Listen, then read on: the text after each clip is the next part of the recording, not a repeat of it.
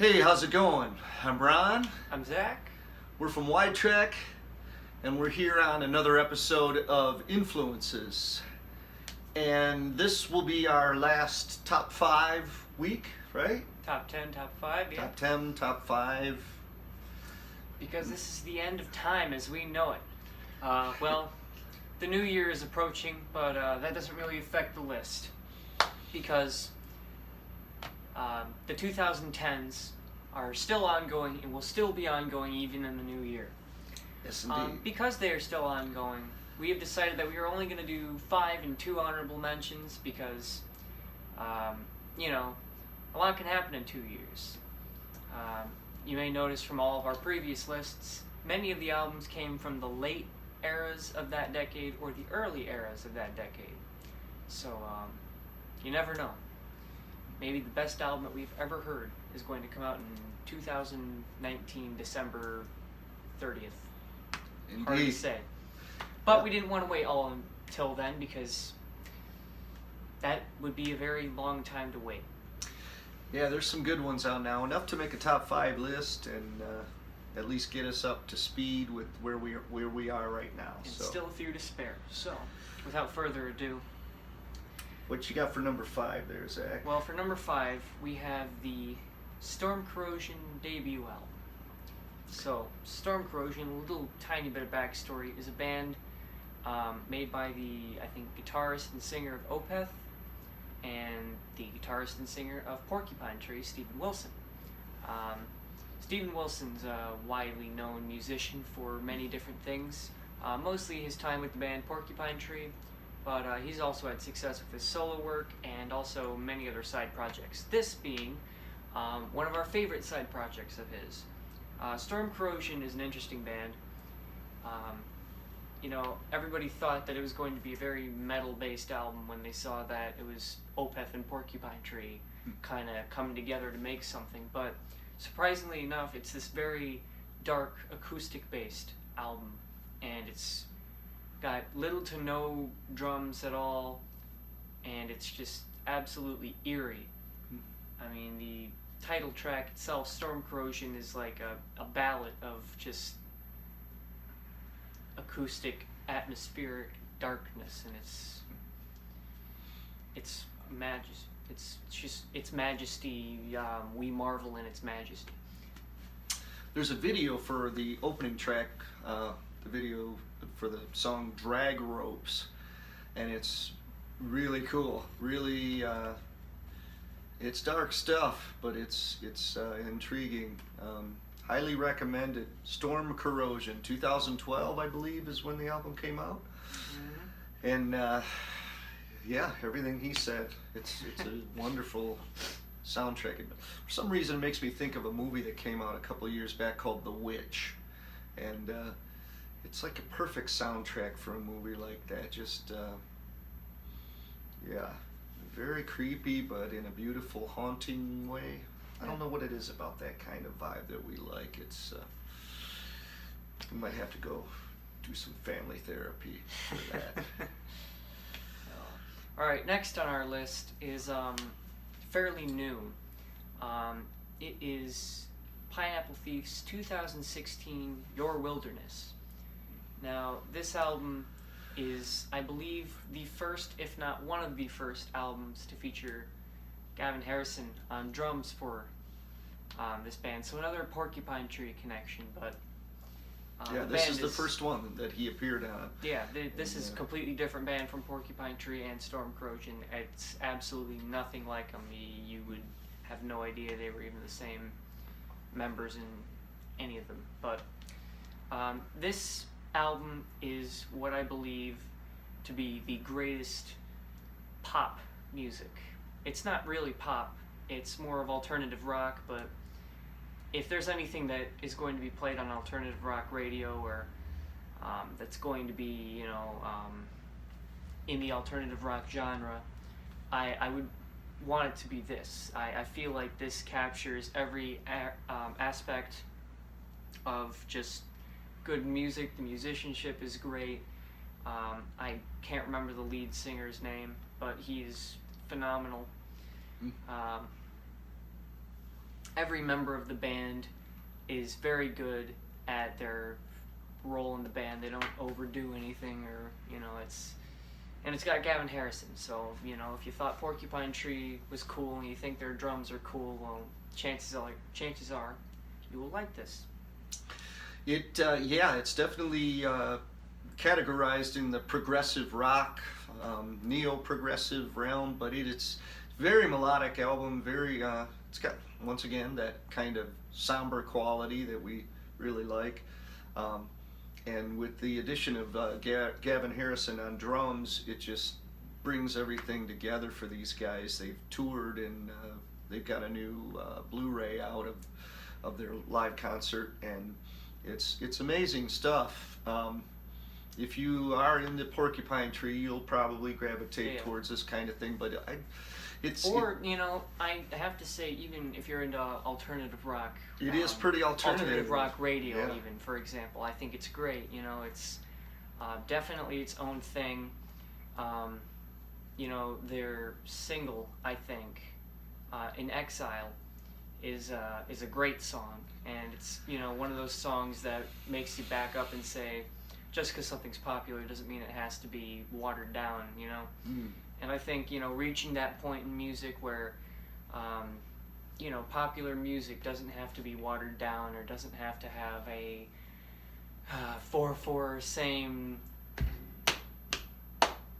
beat to it, or whatever type of repetitive riff to it. Once things become individual and can still remain popular and in touch with people, I think that will be a very beautiful thing.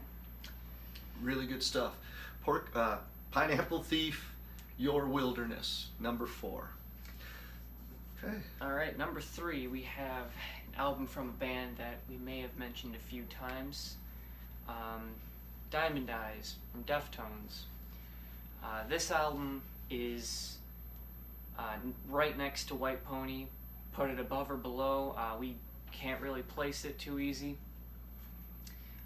It came 10 years after, 2010, so it's a big jump, but it's really cool to see how the only drastic changes in the band were more of like how they were exploring their musical taste, rather than they didn't become commercial or anything like that. They simply moved on and explored more of their genre, which I think is, if you're gonna remain a rock band or whatever type of band, I believe they're classified as nu metal. I think the best thing to do is to explore your genre more and not use the same stuff that you've been doing over and over again, which this album definitely does not. They had lost their bass player. He went into a coma, I believe, and passed away. And so they got a new guy, and this was the first album they did with the new lineup.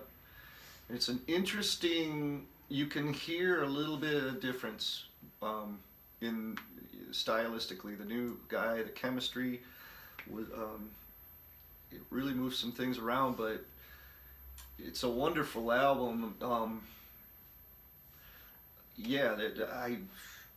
I've listened to this album a lot. It's really good stuff. There's a song called Beauty School. It's just, that is a radio hit, but I don't hear it on the radio. It's one of those songs that, wow, this could be a huge hit. The title track, Diamond Eyes. Another song called Sex Tape, which I don't even think it's about a sex tape. I think it's just metaphorical title. But it's really good album. Really, the Deftones, you gotta hand it to them. They consistently, they're putting out album after album, tour after tour. They're working so hard through the years, and they carved out their own spot in the musical universe, and they really nailed it. They definitely are an outlier to most bands of their genre. Mm-hmm. And I think, standing out like that and being accessible to people who like different genres such as us is very difficult to do. And not that it should be everyone's goal, but I do respect bands that can manage that, like for example, I don't know anything about it, but the best jazz group isn't the one that's going to be most accessible to every group, like whether you like rock or whatever, but I do respect groups that are from one genre but can be influenced by or influence another genre. Yeah, it's it's an interesting thing with the band like the Deftones, because they came out, they've been around a long time, and now they're getting a bit older, and they kind of came out as this skateboarding scene type band, and it's interesting to see if a band, a lesser band would not last into their middle age, and yet the Deftones keep getting better and better. They're embracing their artistic side more, and they've just expanded on what they do. They've taken, they've learned from their past albums, and they keep reaching Moving further. forward, yeah. Yep. So, all right, Deftones, Diamond Eyes, 2010. We'll try to mention the songs that you should check out from each album, like the title tracks, of course, from each album are always great. Storm Corrosion is a great song to get you into the album. In Exile or Final Thing on My Mind. Yes, Those two are absolutely amazing. From that song Wilderness. needs to be mentioned in this video. Going back to the number 4, In Exile.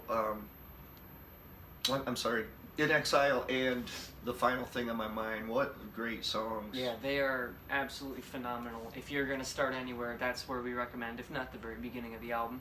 Yeah, Pineapple Thief. Diamond Eyes, of course, the title track, Diamond Eyes, and definitely Beauty School. Yeah. So, moving on to our number 2, we have the final album from one of our all-time favorite bands, the Mars Volta. Nocturnicate. So this was released in 2012, I believe. Yeah. And it was kind of strange. They lost a lot of their fan base after their drummer John Theodore left, and a lot of their fan base was even lost and kind of shifted when they, after Bedlam and Goliath, when they released Octahedron, which is a polar opposite album from their previous 4. And so they had been going through drummers, and they had gone through quite a bit just to get Thomas Prigden, I believe his name is, for Bedlam and Goliath and Octahedron. So when they eventually had to find another drummer, they managed to, and they released one final album, and they kind of made it clear that they were done. They didn't want to press on any further. They wanted to do other things. I believe Cedric and Omar wanted to go back to At the Drive-In and give it some love. But Nocturnicate was a very, very surprisingly good album for a band's kind of last hurrah of an album with a last-minute-ish type drummer.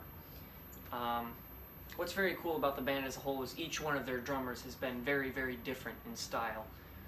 Extremely so. Yeah, I like to think of Thomas Prigden more on Octahedron than on Bedlam and Goliath. Because Bedlam and Goliath, it was more trying to prove himself and that he was as good as John Theodore, but it ends up losing its musical value. But all that aside, Nocturnicate, the drummer is very interesting. I'm not totally 100% sure, but it really sounds like his technique for double stroke rolls is done with manually. Everything is incredibly fast and precise, but not overused. Just a key example, one of the greatest songs from that album that was not released on the album, titled Clouds. It is found on YouTube. It wasn't put on the album because of whatever reason, but you can hear the way he plays hi-hats, and it's unbelievable. It's precise and incredibly quick. He has it's almost like he's perfectly imitating a drum machine. It's weird. Like sometimes it works out, sometimes it doesn't. You'll have to. It's one of the most unorthodox approaches Yeah. I've ever heard to drumming, but the guy is insanely gifted with technique. He's, incredibly skilled. One of the things that is worth mentioning about this album is the band's longtime keyboard player, Ike, forget his last name, but he passed away before the album was made. And so he was a very psychedelic keyboard player, was a big part of their sound.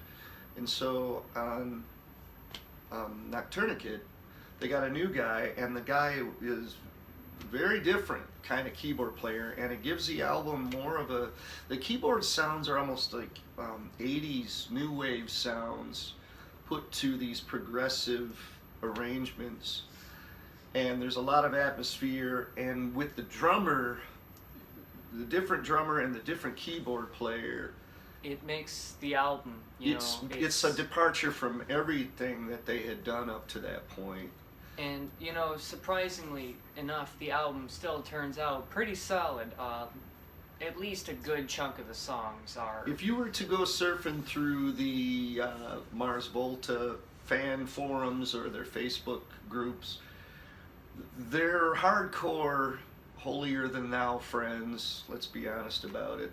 They're Mars Volta fans. I have a tendency to be pretty holier than thou, the real hardcore ones.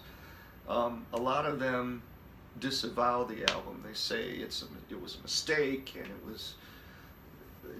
it's a blemish on their body of work. We totally disagree. We think Now, it's a great album. We've mentioned all the members of the band that had changed and made their sound different, but a lot of people, perhaps even you, have not heard of the Mars Volta, so we should kind of center more on what matters most. So, Cedric and Omar, the lead singer and lead guitarist, had a band called At the Drive-In. It was kind of a punk band, scene band at the late 1990s and the early 2000s. So this band did pretty well, and after releasing the album that really got them popular, Relationship of Command, I believe, Relationship of Command. Yeah, Relationship Command. Yeah, and they decided to make a totally different type of band and release a totally different type of album. This was called The Loust in the Comatorium, and Flea from the Red Hot Chili Peppers played on it, even though you might not be able to tell because he doesn't do any slapping. He stays mostly in the background. So fast forward a couple years, fast forward quite a few years into Nocturnicate, they start to grow tired of the band, finding a drummer that fits their style, that isn't John Theodore, isn't really working out. They want to go back to At the Drive-In, so they decide that's going to be the last album and then that's it. So I believe it's a concept album. I can't really tell though. His lyrics are unbelievably vague. You have to be on numerous amounts of drugs in order to comprehend anything. Not that you would know anything about that. Which we do not advise. So we mostly suggest keep an open mind about the lyrics. But the songs themselves. What is really most important, the songs themselves. Now, there is a lot of good stuff on Nocturnicate. Now, one of the gems that's on the album, I believe is pronounced Veda Malady. It looks like a contraction of the word Veda and malady. And it is a great song. There's nothing really much else to say about it. Exquisite is the word that comes to mind. It's one that could be on the radio, but isn't. Yeah. But that could be for the reason that they didn't want to continue the band and attract attention to themselves, blah, blah, blah. However, if I had said that one of their songs could appear on the radio, and that was on the album, I need to mention the song that we touched on earlier, Clouds. This is one of the greatest songs I'd like to say ever, because it's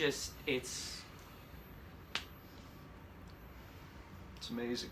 It's one that could be on the radio, but it's not, wasn't released on the album. It is so worth checking out. It is one of my favorite songs. I believe it's one of this fella's favorite songs. Indeed. Clouds, Mars Volta. It's honestly, I count it as part of Nocturna Kit simply because You were crazy for leaving it off. I don't understand why they left it off. But they've always done things their own way, so who are we to question? At least we have the song on YouTube. So there's another song on the album called "Empty Vessels Make the Loudest Sound." Yeah. A quote from Shakespeare. Great song. There's just a lot of good stuff. They did one of their last shows ever. They did a lot of the songs with the effects watered down, which a lot of people that like the album said the effects were a bit of a problem. So if you ever look up their last concert, and you find that you enjoy it more than the album simply because there are less effects, then you are not alone. The song "In Absentia," for example, is very effect driven. On the album, but when played more clean, stripped down, it is a great song as well. So, to put it short, the album is phenomenal. There are many great songs on it, but we cannot recommend to you enough that you check out the song "Clouds." It is a work of art. It's indescribable. I don't know how else to this band Mars Volta. I've corresponded with a lot of you guys that are not familiar with their work, and there are for us. There's a few songs that are like that by this band. They just hit the spot.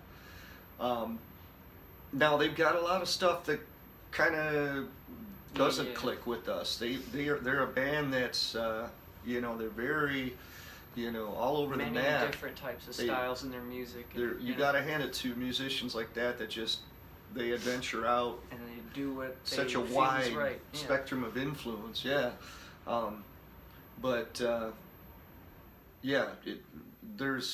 the stuff that we like by them. We adore. It's some of our favorite music, and boy, were they a phenomenal live band. Best live show I have ever seen, period, as far as just performance-wise. I'm not talking the lights or the sound or the effects, just a band's performance. I've never seen a band put that kind of energy out. It was dumbfounding. I was just so blown away. So that's our number 2. Remember to check out Clouds. I cannot stress it enough. Yes, Clouds is a great song. Now, you may be wondering, geez, you guys talked quite a bit on that album. I wonder what could be above that. And yes, I wonder that too. But at the same time, we'll tell you. On our number 1 spot, 2013, Queens of the Stone Age, 6th album released by the band, none other than Like Clockwork. Prime example, many of the bands that we have mentioned we believe could be on the radio, and that is due to not only their new bands and their new albums, but we just think that it compares. If it's not better than the stuff that's played on the radio, then it's sure equal. So, and we think that it has much more depth when it comes to musicianship and when it comes to the message and energy being put forth. That's our opinion, of course. This album, the entirety of it could be on the radio. It's all phenomenal. There's no real bad songs across the album. Maybe some stuff doesn't click with you, but this album by Queens of the Stone Age is a prime example of what Queens of the Stone Age is very proficient in, and that would be writing songs that, and I quote, for parties that they would want to be at. But yet they go deeper, and they another band that really spans a wide spectrum of influence. This album is the newest Queens of the Stone Age album has gotten a lot of flack from people, and you know, we are kind of on that trip. We're not very happy with their last album, But at the same time, but we appreciate the fact that they are following their influence, and that they're doing what they want to do and not conforming to whatever people say. But they are trying stuff, Yeah. and that's the thing about, you know, sometimes a band will go in a direction. I'm still gonna go buy the next album and go see them and support them. Like Clockwork, there's the thing about Queens of the Stone Age is they're a very fun band, but they have a little strain of darkness through their music. And I should mention, all of these bands do. yeah, it's kind of our thing, you know. But I don't we're know. all into the darkness thing, man. the melancholic thing just it intrigues us for whatever reason, but don't take it the wrong way. Pink Floyd had darkness. yeah, it's beautiful darkness. And if you don't think Pink Floyd's dark, then we didn't say anything. Well, Like Clockwork has one of my favorite songs That we very recommend you check out. It's one of the best songs on the album, I think, as well. I Appear Missing. one of my favorite songs ever in the world. That's when that song finally sunk in. I was like, this is everything a great song should be. From the arrangement to the drums to the guitar Everything to the about bass, it's just the instrumentation, even it's the a lyrics. masterpiece. Even the lyrics are when he went into a coma, Yeah, which is pretty rock and roll. coming from a real, true dark place. One's own mind. Yeah, so I mean, the album, start to finish, it starts off pretty dark. Keep Your Eyes Peeled. That's Yeah. another. The opening track, phenomenal. It's Phenomenal. got the classic Queens of the Stone Age C-tuned guitars. The album onwards, very alternative rock, you know, it's sort of Foo Fighters based. You know, if you are a fan of the Foo Fighters, this album should be to your liking. At least we think. But Dave Grohl plays some drums on it as well. There's how could I forget? 3 different drummers on the album. They were in transition.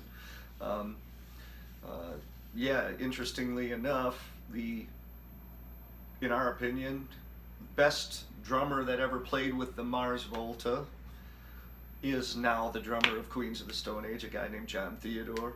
And he plays on a couple tracks on Like Clockwork, but he's on everything on the new album. Which, if you end up liking the Mars Volta, we run our mouths about it a lot more on the actual episode of influences that we did specifically for the Mars Volta. So Yeah. excuse us for You can find that in the playlist. bringing all that into this episode, but Yeah. we just can't help ourselves. It's Yeah. it's a band that is so criminally neglected, as well as Queens of the Stone Age. Now, Queens of the Stone Age is fairly popular, but you'd be surprised. I mean, we were surprised, so we hope that you'd be surprised too. Like Clockwork, it's a phenomenal album. It's the most similar, I think, to Songs for the Deaf, which is many people's favorite album by them. So if you like that, this is completely its own thing.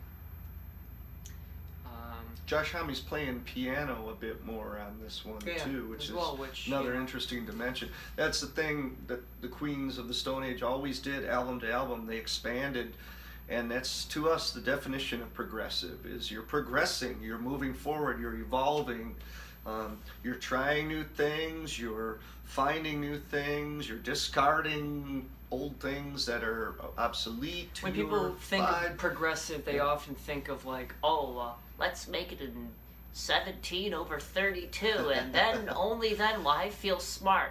Yeah. And people who listen to this stuff can say, I'm smart, I listen to stuff that's 17/32. But really, that's not what it's about, because that's actually, we resent that mentality.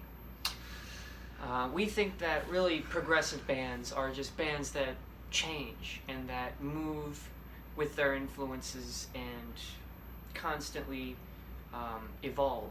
And their It's sound... about evolution. and their sound is expanded, and their material becomes deeper, and everything about them just grows, and that's a very beautiful thing. Indeed. So that's our 5-to-1 list of the 2010s. We each have an honorable mention. We would just like to touch on very quickly. I know we are reaching some critical times here, but What's new there? so my honorable mention is from a band that might actually be surprisingly popular. The Oral Cigarettes. So they got really popular because one of their songs was in the opening for an animated TV series, a Japanese animated TV series, which I personally thought was pretty good, but I enjoyed the song itself, so I, of course, checked the band out and listened to most of their material, and I have deduced that their very first album, which I believe is called The BKW Show, is the best album that they have released. It just has the most songs on it that I feel are good. A lot of their songs have a very similar theme of very fast and very pop based, but it's one of those bands that's, it goes against the whole let's water down a song because it has to be popular. It can still sound like a pop song or an alternative rock song and be on the radio and be a radio hit without being like a 2-chord song, whatever, which in any band I like to see very much, because that means that it's not a completely lost cause. Like, you think of a band like Rush came out right now, they would be annihilated, whereas a band like the Oral Cigarettes has been doing fairly good, simply because their style of music is just nice to listen to, and it doesn't require that you say, yes, I will devote my mind to this, and it helps, but whatever. I digress. The album's good. BKW Show. It's all Japanese. It's very neat. They're probably a decade ahead of us and have invented time travel, and we are oblivious to it. But that's a whole nother story. I was really impressed with the album. The first thing that came to my mind was like, wow, I would not want to have to learn these songs. Every measure is precisely arranged, and a whole song would just be like, wow. It'd be like memorizing the phone book. Wow, this one song, I feel like not obviously. Like, no, you really have to look really for cool it. It's so very subtle. The Oral Cigarettes. Anything by them is great. Look, who am I kidding? You check out anything by the Oral Cigarettes. It'd be a really nice find. Yeah. My honorable mention is by an artist that I wanted to include some of her older albums, but there just wasn't room in these lists. But I'm a huge fan from way back, Tori Amos. She put out an album a couple months ago called Native Invader, and it's the best thing she's done in over 10 years. It's just a great album. I was really surprised at, I was starting to lose faith in her songwriting. I just haven't connected with anything since probably really her work in the early 2000s. But this album took me by surprise. I was really impressed with, it's kind of a return to form, and she's got a bit of a backstory with this album, that she's past 50, and so she's trying to redefine her place in the musical universe, and she's doing a great job with it. She is the real deal. She's just a phenomenon. Something that might persuade you to go and look a little deeper is, I believe, Maynard James Keenan of Tool has some collaborations with her, which, if the one and only Maynard himself deems someone worthy, I guess they're worthy now. Yeah, she's collaborated with some amazing artists. Maynard from Tool, Trent Reznor, 9 Inch Nails. Yeah, from 9 Inch Nails. Peter Gabriel. She sang on Led Zeppelin tribute album called Encomium back in the early 90s, and she sang a song with Robert Plant. She covered Led Zeppelin's Down by the Seaside, and that's phenomenal. She's quite the artist. So Native Invader by Tori Amos, 2017. And that pretty much wraps it up for our top 5 lists. We're going to get into some new stuff. Next week we've got an interview that we did with a friend of ours who's an amazing touring musician, bass player, a man named Gunther Capelli. He's out there touring the world 9 months out of the year, and we got some really nice insights from him and a little bit of background that hopefully you'll enjoy. So thanks for hanging out with us and sitting through these long videos. We really hope you don't watch the entire thing. I mean, ideally you should probably just listen to it, because I can't imagine how you'd ever just stare at two people sitting on their wolf blanket couch and say, yes, yes. Their hand motions really do define what they're saying. But yeah. No, thank you. Thank you very much for And if you haven't subscribed to our channel, please feel free to. And we have a newsletter that you can sign up for that gives you all the latest and greatest. Widetrackmusic.com. Yep, you can just enter your email and name, and we will keep in touch with you through our mailing list. We got a new album. It's almost finished, and we're really excited about it. We've been saying that for forever, but every time that we say that, it's a little more almost finished. Yeah, we don't you worry. It's mixed now. We just need to make a few tweaks, and then we're going to send it in. And it's only taken so long because we're perfectionists. Well, yeah, it's been a long time coming, but we're finally almost there. So, anyhow, thanks so much. We'll talk to you soon. Until then, keep on rocking.